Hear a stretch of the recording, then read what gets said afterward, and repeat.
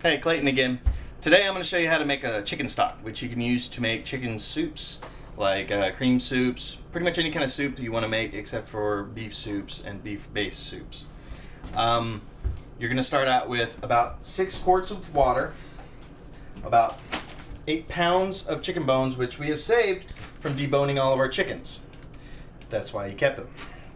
Then you're going to start out with a pound of mirepoix, which is 8 ounces of onion, 4 ounces of celery, and you can even use the leaves and part of the stalks. You can use the throwaway, the trash of the celery, because you can get the flavor out of it just as well. And then you're going to use 4 ounces of carrots. And then also I like to throw in an onion brulee, which is a burnt onion. You throw it into a pan with really hot oil. You get it nice and black, and it caramelizes it, gives it a nice, good burnt onion flavor.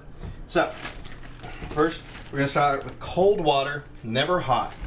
Because if you use hot water, it's going to seal up all the bones, and you're not going to get as much of the flavor out of your bones. Okay? So throw all this in there. There's 2. And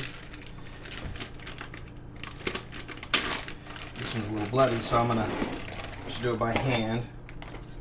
And everything's going in the pot, so I'm not really worried about cross-contamination this time. But normally you'd want to try to keep that to a minimum. Okay, now we got all of our bones in there. Now, there's 2 ways to do a stock. You can either start it with just the chicken, and you're going to put it at a simmer until you get the scum at the top and skim the scum. But if you're doing a small stock like this, you don't have to worry about that. Just throw everything into the pot. Now, we're going to take all this and just throw it in to your stock pot. You're going to have to get a big, thick, heavy one for this because it's going to take a while. And you want to have even heat, so you're going to need a big, thick one. Then, onion brulee, right on top. Okay? Put it on a low temperature because you're going to bring it up to a simmer slowly. Don't go over a simmer. If you go over a simmer, it's going to cloud it, and it's not going to be good for certain things like, say, a consomme, if you want to do that later. And I may show you how to do that later, but I might not. Consommes are kind of hard. I might show you the beginnings of it and then kind of explain how you're going to do it, but I really don't have time to do a whole hour video on how to do that.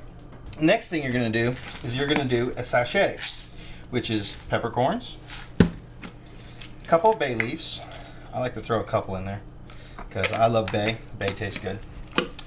About 4 or 5 cloves. Whatever. Just throw whatever you want in. And then, now they say a few sprigs of thyme, and I like thyme, so I'm just going to throw a whole bunch in there.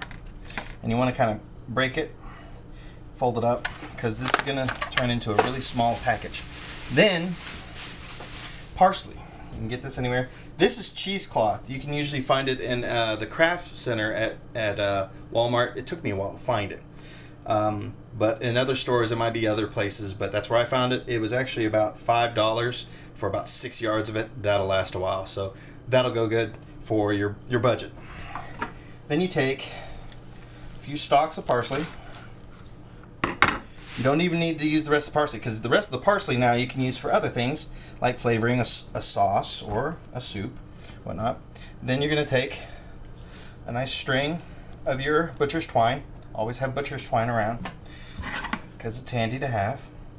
You're going to put this into like a little bag, like so. You're going to tie it up. Use a square knot if you want. I mean, anybody and everybody knows how to make a square knot. If you've been through life, you know how to do a square knot. So, and there's your sachet.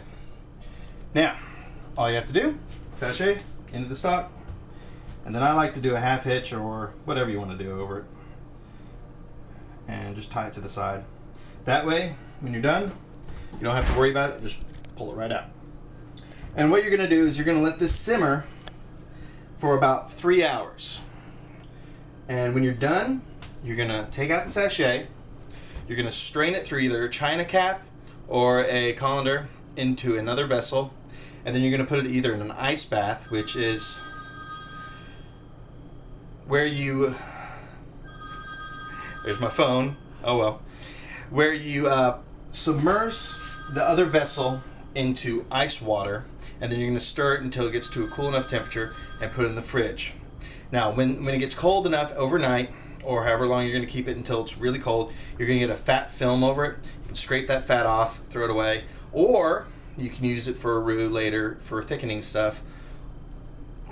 Well, that's about the only use you can use it for. I mean, it's fat. If you want to use it for something else, it's going to have a chicken flavor, so I wouldn't keep it.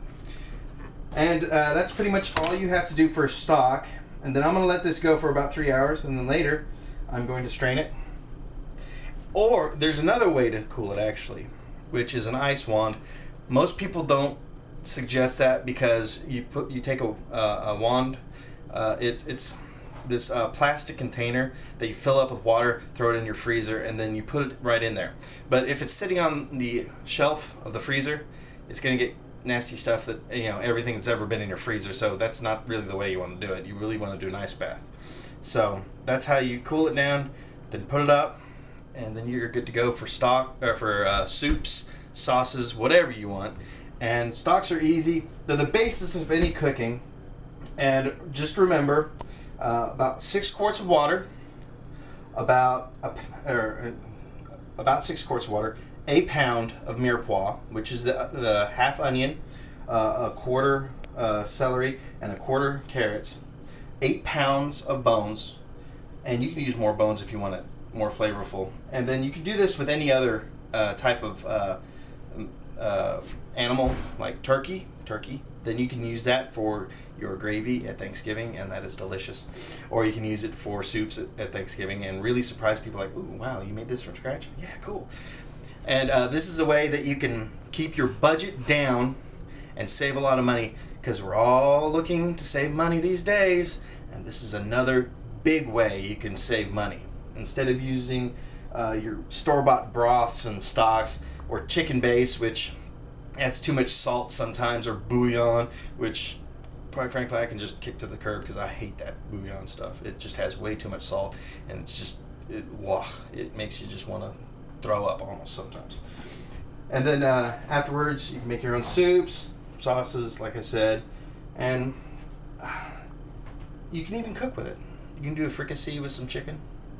Just thicken it with a little bit of roux, throw your chicken in after you've seared it a little bit, and let it cook in that.